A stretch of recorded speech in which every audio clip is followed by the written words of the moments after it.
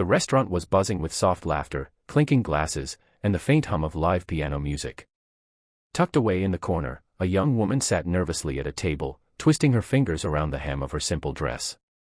Her name was Maya Khan, and this was supposed to be her first real date in years. But she didn't know yet, tonight was never meant to be real. Because the invitation hadn't been a gesture of kindness. It had been a setup. A cruel, mocking joke played by people who found amusement in her quietness, her plain clothes, and the way life had worn her down too early. Maya was a schoolteacher, humble and soft-spoken. She lived a simple life, raising her younger sister after their parents had passed away. She didn't have luxury handbags or glamorous makeup, she carried a heart full of kindness instead. But in a world obsessed with appearances, that rarely counted for much. And tonight, her so-called friends decided to make her the punchline. Across the restaurant, two women and a man snickered at a nearby table, peeking at her over their wine glasses.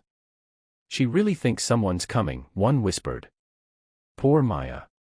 Always dreaming. Wait until she realizes no one's showing up." But fate had a different script. Because just then, the door opened, and in walked Ayan Malik.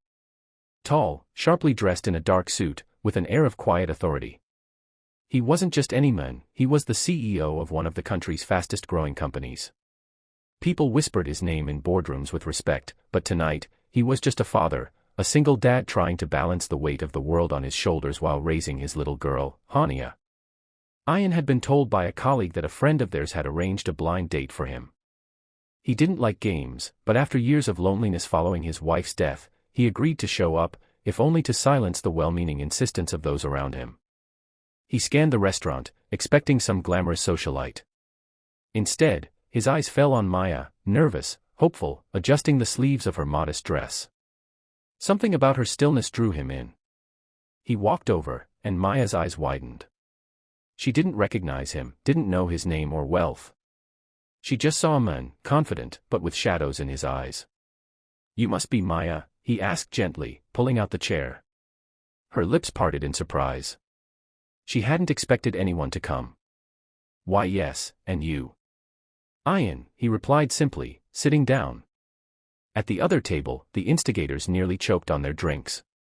This wasn't supposed to happen. The man was never supposed to show up, much less one like him. But as the evening unfolded, the joke began to unravel. Maya was shy at first, answering in small sentences, worried she might bore him. But Ayan listened. Really listened. He asked about her teaching, about her sister, about the books she loved. And when she spoke about children, their laughter, their stubbornness, their dreams, he